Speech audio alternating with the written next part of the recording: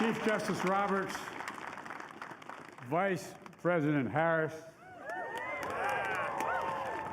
Speaker Pelosi, Leader Schumer, Leader McConnell, Vice President Pence, and my distinguished guests, my fellow Americans. This is America's day. This is democracy's day, a day of history and hope, of renewal and resolve. Through a crucible for the ages, America has been tested anew, and America has risen to the challenge. Today, we celebrate the triumph not of a candidate, but of a cause, the cause of democracy. The people, the will of the people has been heard, and the will of the people has been heeded. We've learned again that democracy is precious, democracy is fragile, and at this hour, my friends, democracy has prevailed. So now, on this hallowed ground where just a few days ago, violence sought to shake the Capitol's very foundation, we come together as one nation, under God, indivisible, to carry out the peaceful transfer of power as we have for more than 2 centuries. As we look ahead in our uniquely American way, restless, bold, optimistic, and set our sights on the nation we know we can be and we must be. I thank my predecessors of both parties for their presence here today. I thank them from the bottom of my heart. And I know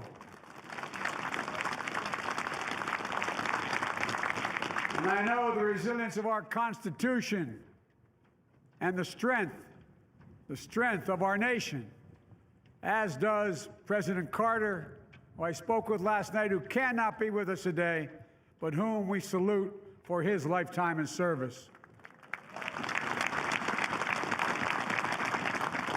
I've just taken the sacred oath each of those patriots have taken, the oath first sworn by George Washington. But the American story depends not on any one of us, not on some of us, but on all of us, on we, the people, who seek a more perfect union. This is a great nation. We are good people. And over the centuries, through storm and strife, in peace and in war, we've come so far, but we still have far to go. We'll press forward with speed and urgency, for we have much to do in this winter of peril and significant possibilities. Much to repair, much to restore, much to heal, much to build, and much to gain. Few people in our nation's history have been more challenged or found a time more challenging or difficult than the time we're in now. Once-in-a-century virus that silently stalks the country has taken as many lives in 1 year as America lost in all of World War II. Millions of jobs have been lost. Hundreds of thousands of businesses closed. A cry for racial justice, some 400 years in the making, moves us. The dream of justice for all will be deferred no longer. A cry for survival comes from the planet itself, a cry that can't be any more desperate or any more clear. And now, a rise of political extremism, white supremacy, domestic terrorism, that we must confront and we will defeat. To overcome these challenges, to restore the soul and secure the future of America, requires so much more than words. It requires the most elusive of all things in a democracy: unity. Unity. In another January, on New Year's Day in 1863, Abraham Lincoln signed the Emancipation Proclamation. When he put pen to paper, the president said, and I quote, If my name ever goes down into history, it'll be for this act, and my whole soul is in it. My whole soul is in it. Today, on this January day, my whole soul is in this, bringing America together, uniting our people, uniting our nation. And I ask every American to join me in this cause.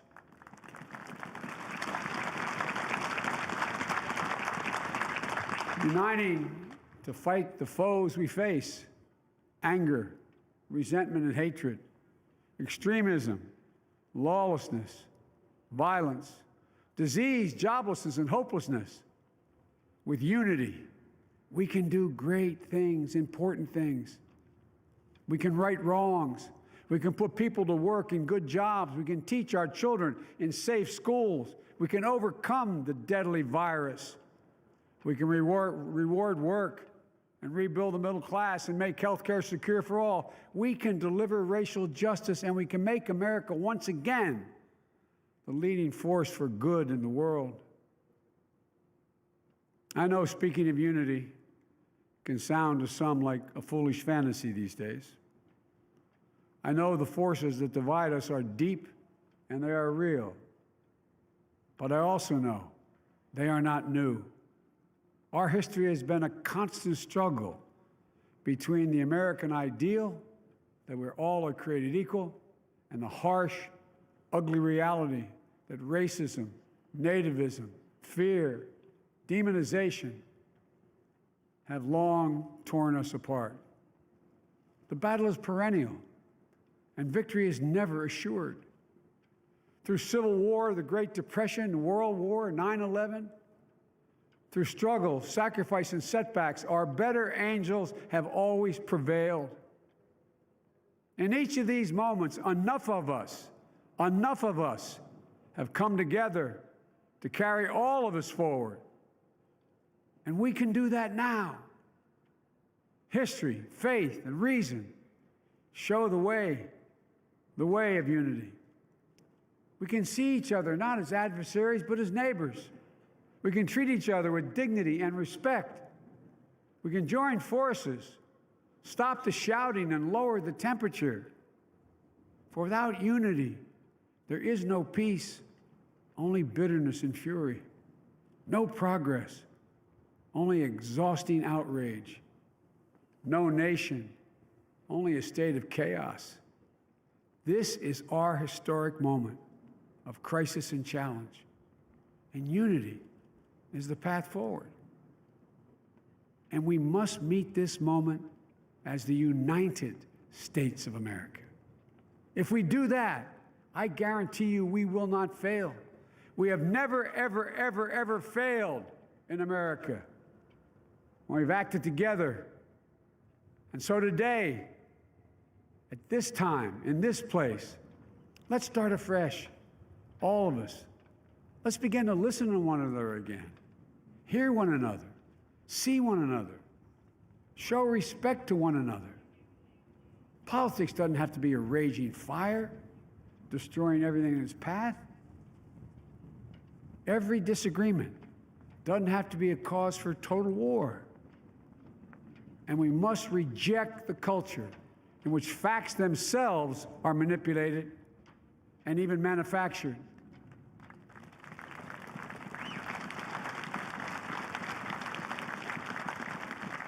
My fellow Americans, we have to be different than this. America has to be better than this. And I believe America is so much better than this. Just look around. Here we stand in the shadow of the Capitol Dome, as was mentioned earlier, completed amid the Civil War, when the Union itself was literally hanging in the balance. Yet we endured. We prevailed. Here we stand, looking out on the great mall where Dr. King spoke of his dream. Here we stand where 108 years ago, at another inaugural, thousands of protesters tried to block brave women marching for the right to vote. And today, we mark the swearing in of the first woman in American history elected to national office, Vice President Kamala Harris. Don't tell me things can't change. Here we stand across the Potomac from Arlington Cemetery, where heroes who gave the last full measure of devotion rest in eternal peace. And here we stand, just days after a riotous mob thought they could use violence to silence the will of the people, to stop the work of our democracy, to drive us from this sacred ground. It did not happen. It will never happen. Not today, not tomorrow, not ever. Not ever.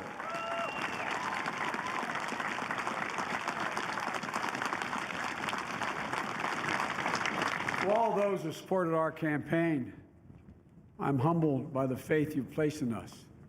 To all those who did not support us, let me say this. Hear me out as we move forward. Take a measure of me and my heart. If you still disagree, so be it. That's democracy. That's America. The right to dissent peaceably within the guardrails of our republic is perhaps this nation's greatest strength. Yet hear me clearly. Disagreement must not lead to disunion. And I pledge this to you.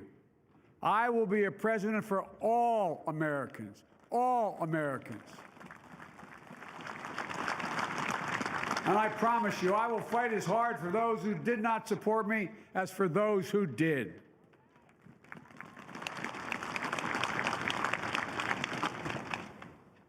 Many centuries ago, St. Augustine, a saint of my church, wrote that a people was a multitude defined by the common objects of their love.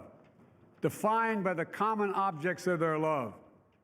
What are the common objects we as Americans love that define us as Americans? I think we know. Opportunity, security, liberty, dignity, respect, honor, and yes, the truth. Recent weeks and months have taught us a painful lesson. There is truth and there are lies.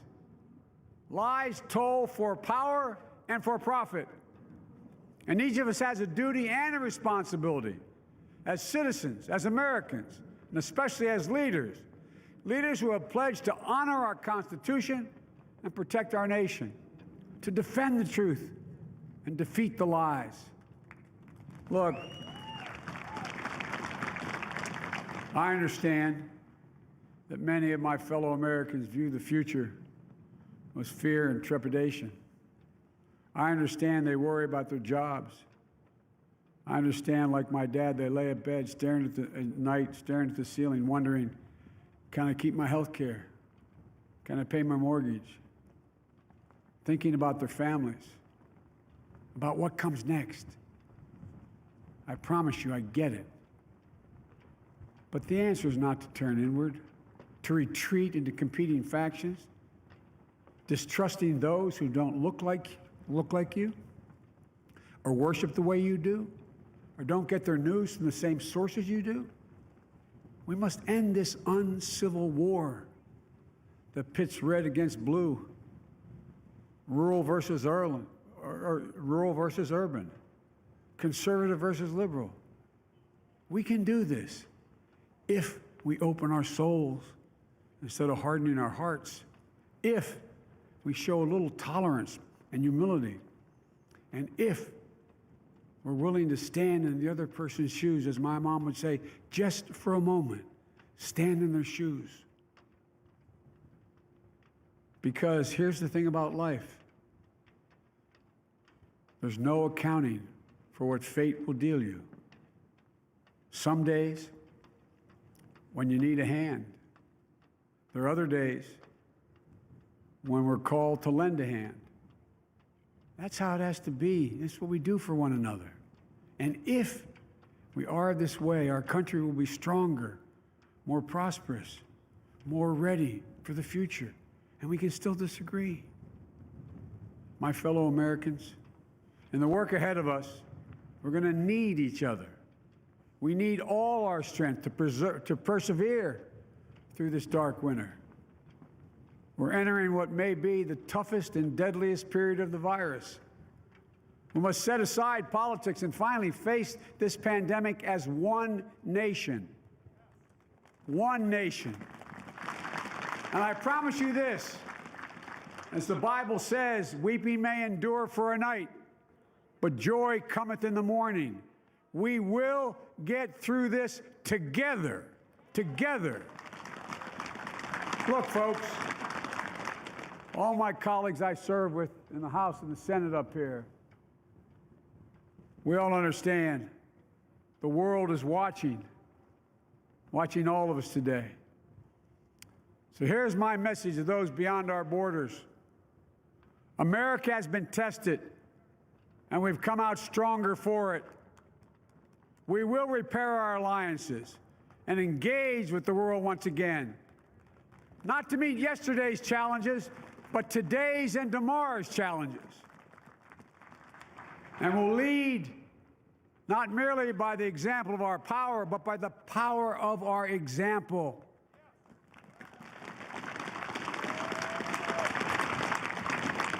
We'll be a strong and trusted partner for peace, progress, and security. Look, you all know we've been through so much in this nation. And in my first act as president, I'd like to ask you to join me in a moment of silent prayer. Remember all those who we lost in this past year to the pandemic, those 400,000 fellow Americans, moms, dads, husbands, wives, sons, daughters, friends, neighbors, and coworkers. We'll honor them by becoming the people and the nation we know we can and should be. So I ask you, let's say a silent prayer for those who've lost their lives and those left behind, and for our country.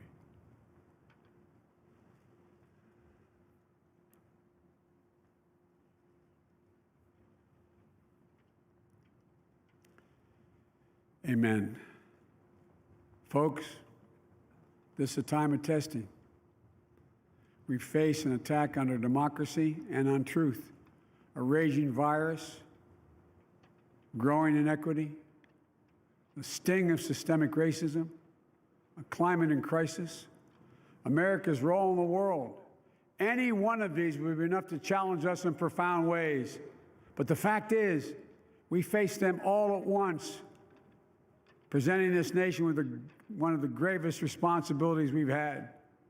Now we're going to be tested. Are we going to step up, all of us? It's time for boldness, for there's so much to do. And this is certain. I promise you, we will be judged, you and I, by how we resolve these cascading crises of our era. We will rise to the occasion is the question. Will we master this rare and difficult hour? Will we meet our obligations and pass along a new and better world to our children? I believe we must. I'm sure you do as well. I believe we will. And when we do, we'll write the next great chapter in the history of the United States of America, the American story. A story that might sound something like a song that means a lot to me. It's called American Anthem. There's one verse that stands out, at least for me, and it goes like this. The work and prayers of century have brought us to this day. What shall be our legacy? What will our children say? Let me know in my heart when my days are through, America, America, I gave my best to you. Let's us add our own work and prayers to the unfolding story of our great nation. If we do this, then when our days are through, our children and our children's children will say of us, they gave their best, they did their duty, they healed a broken land. My fellow Americans, I close the day where I began, with the sacred oath. Before God and all of you, I give you my word. I will always level with you. I will defend the Constitution. I'll defend our democracy. I'll defend America. and will give all of you, keep everything I do in your service, thinking not of power, but of possibilities, not of personal interest, but the public good. And together we shall write an American story of hope, not fear, of unity, not division, of light, not darkness, a story of decency and dignity, love and healing, greatness and goodness. May this be the story that guides us, the story that inspires us, and the story that tells ages yet to come that we answered the call of history. We met the moment. Democracy and hope, truth and justice did not die on our watch, but thrived. That America secured liberty at home and stood once again as a beacon to the world. That is what we owe our forebears, one another, and generation to follow. So, with purpose and resolve, we turn to those tasks of our time, sustained by faith, driven by conviction, and devoted to one another and the country we love with all our hearts. May God bless America, and may God protect our troops. Thank you, America.